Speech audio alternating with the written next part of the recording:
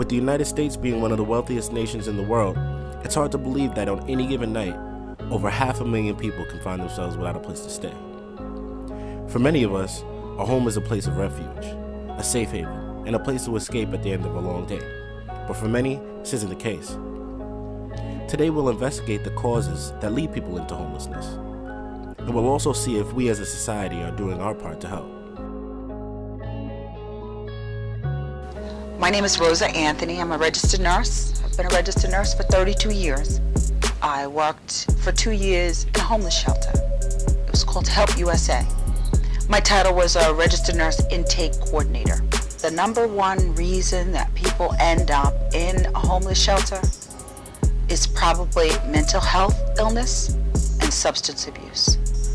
If you lose a job, medical bills that are overexceeded, or a child is sick with a chronic illness, you could possibly be at a homeless shelter.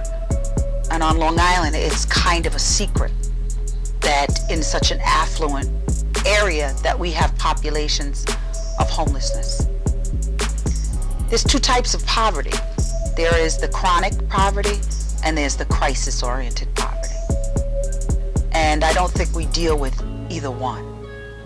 Shelters that were to be built or to be developed, the neighborhoods galvanized to say, not in my neighborhood. Over 1.5 million people, which is about 0.5% of the U.S. population, utilizes emergency shelter or transitional housing. In October 2016, there were over 62,000 people in the NYC municipal shelter system. And there are about 3,800 Long Islanders who don't have a place to stay. Sometimes what they require for you to get in a homeless shelter seems like a lot. The most vulnerable people are the ones that are hardest hit, and that's children, mental health, mentally ill, people with developmental disabilities. Those are the people that don't have anybody to lobby for them or spend a lot of money on their concerns.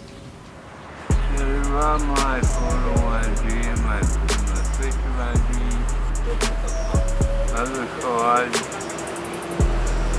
and my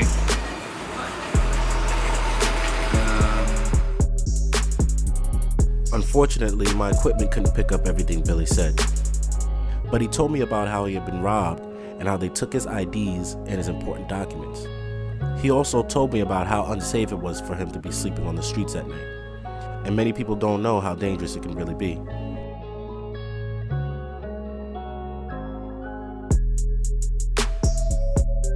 Yeah, I've been around here 10 years. Actually, I missed a couple of appointments with DSS, and I just said, heck with it, and just stayed out here. I went to rehab, and then I left there and didn't go to the sober home because I got things screwed up, mixed up. I got to go to DSS and straighten things out, and I'm gonna be all right before the winter. I'm gonna do that. People help me, but the thing is, I want to do for myself, man. I'm going to get things started again, where I'll get into rehab and then get into sober housing. It's alcohol, no other drugs. If you're in this situation that I am, you have to do this the honest way, and you get honest results. That's the way I look at it. We can get help through not only social services, but through drug and alcohol treatment. If you don't go that route, it's like playing a game of chess. If you don't go that route, you're gonna screw up.